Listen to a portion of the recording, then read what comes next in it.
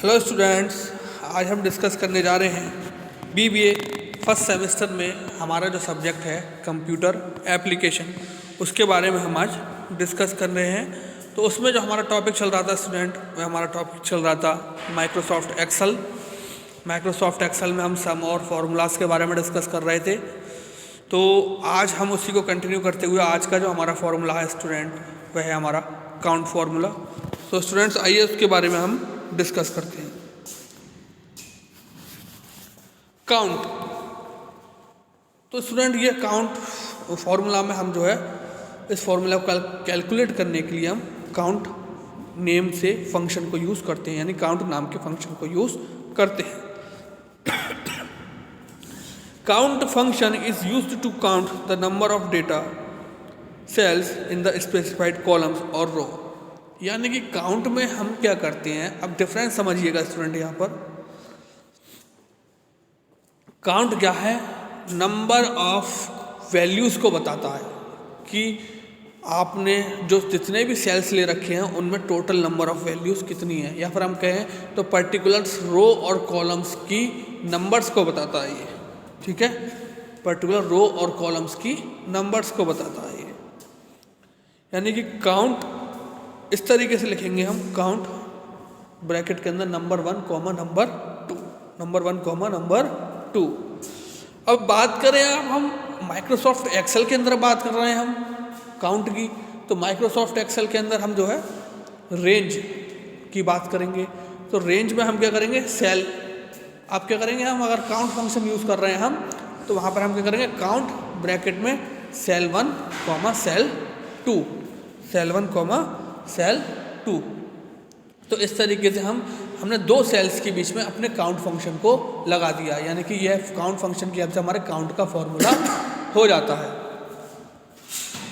अब नेक्स्ट बात करते हैं हम शॉर्टकट मेथड के बारे में कि इस काउंट फंक्शन को हम किस तरीके से, काउंट फॉर्मूले को किस तरीके से हम इम्प्लीमेंट करते हैं।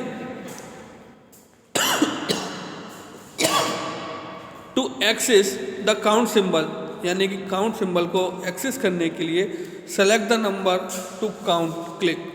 यानी कि हम क्या करेंगे, हम जो है सबसे पहले नंबर्स को सेलेक्ट करेंगे काउंट करने के लिए। Then click on the drop down arrow in front of the auto sum. अब क्या है, फॉर्मूला स्टेप पर जाएंगे।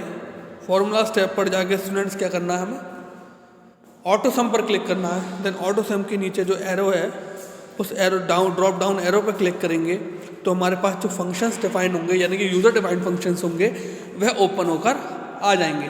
तो उसमें आप देख रहे होंगे यहाँ पर काउंट नंबर्स नाम से एक फंक्शन दे रखा है। देन हम उस काउंट नंबर्स नाम के फंक्शन पर क्लिक करेंगे।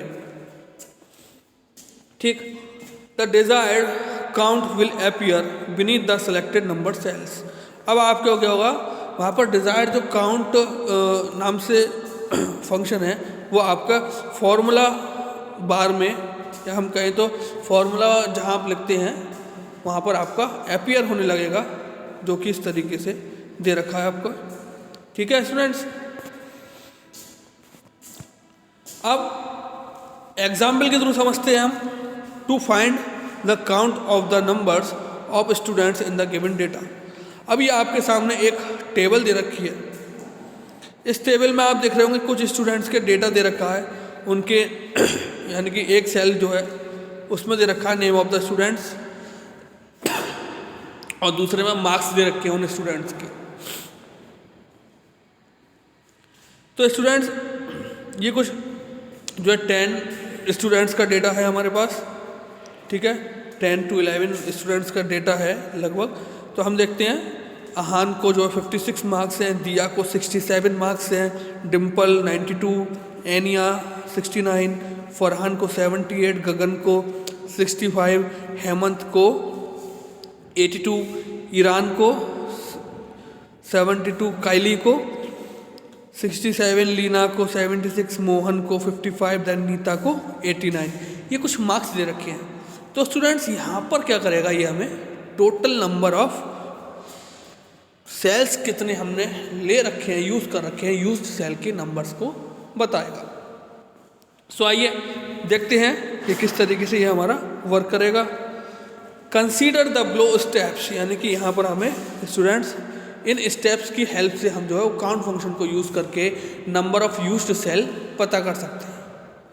Select any cell near the given data table, यानी कि जो हमने अभी टेबल डिस्कस की थी ये वाली, इस टेबल की जस्ट नियर बाई, यानी कि इसके पास में हम एक सेल को सिलेक्ट करेंगे जहाँ पर हम total number of used cell को डिस्प्ले कराना चाह रहे हैं। Then drag the mouse on the formula bar and type.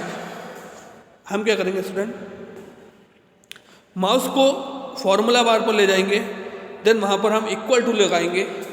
Student ये बात मैं आपको बार बार बता रहा हूँ कि जब भी हम कोई फार्मूला लगते हैं तो उससे पहले इक्वल टू लगाते हैं, तभी वो फार्मूला हमारे पर्टिकुलर सेल्स में अप्लाई होता है। तो आप यहाँ देख रहे होंगे काउंट के फॉर्मूले से पहले यहाँ पर इक्वल टू का साइन दे रखा है। हम क्या करेंगे, equal to count, then bracket के अंदर starting cell comma ending cell, हम इस तरीके से भी बोल सकते हैं। तो स्टार्टिंग सेल यहाँ पर देखें हमारा क्या है student, C3 to C14, C3 to C14, ठीक है। हमने स्टार्टिंग रेंज और लास्ट रेंज वहाँ पर ले ली। Excel will count the cells from C3 to C14।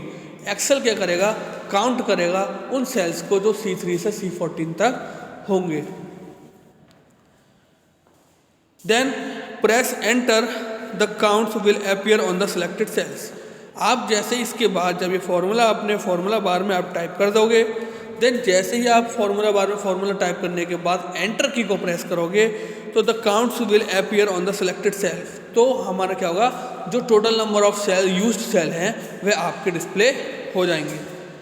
अब आप देख रहे होंगे यहाँ पर फॉर्मूला बार में हमने इक्वल टू साइन लगा के फॉर्मूला लिख दिया, इक्वल टू काउंट C3, ठीक है, कॉलन C14, यानी कि C3 से लेकर C14 तक के वह यूज्ड सेल हम को डिस्प्ले कराना चाह रहे हैं कि हमारे कितने नंबर ऑफ यूज्ड सेल हैं, ठीक है स्टूडेंट्स।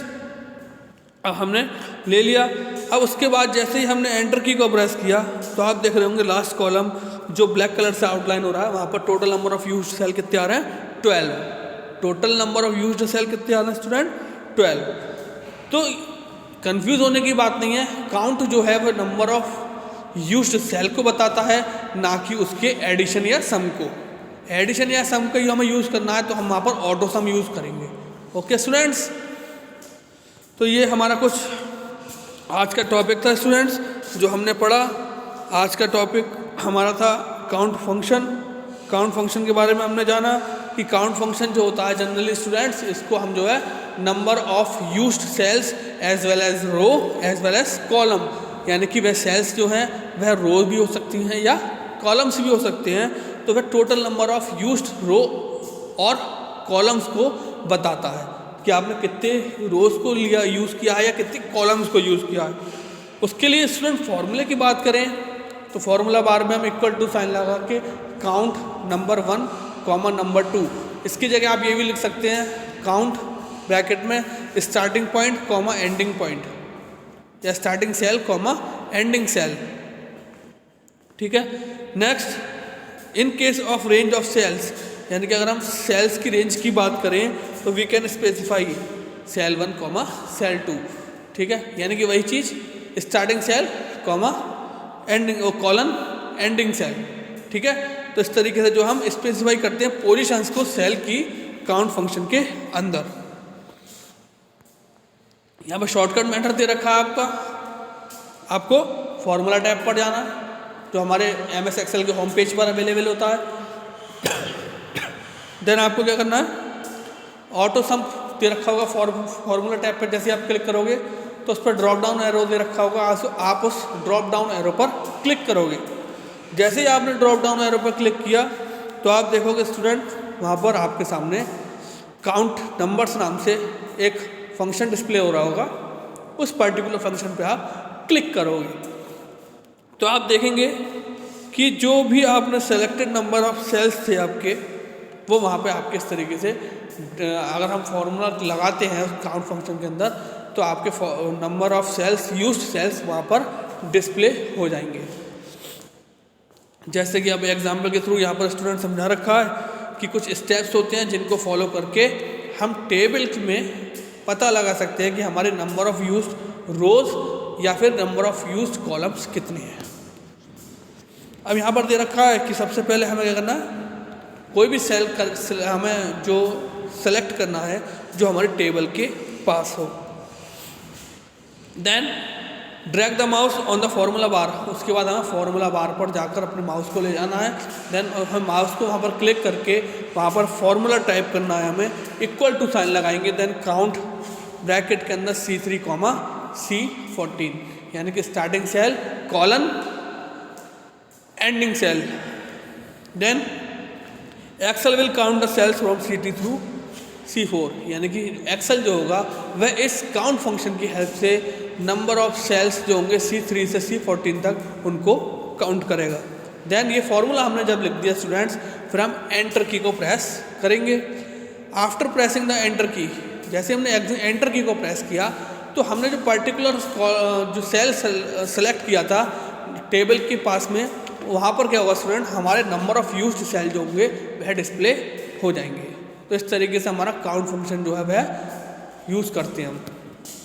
अब आप देख रहे होंगे यहाँ पर एग्जाम्पल के थ्रू समझा रखा है कि इक्वल टू लगा के हमने काउंट लगाया, देन उसमें हमने रेंज लिख दी C3 से C14 तक, और ये टोटल नंबर हमने C3 से लेकर C14 तक सेल्स को सेलेक्ट किया। ठीक है, अब आप देख रहे होंगे कि जैसे ही हम फॉर्मूला लिखने के बाद हमने एंटर की प्रेस की तो हमारे सामने क्या हुआ स्टूडेंट, वहाँ पर नंबर ऑफ यूज्ड सेल जो है वह डिस्प्ले हो जाएगा।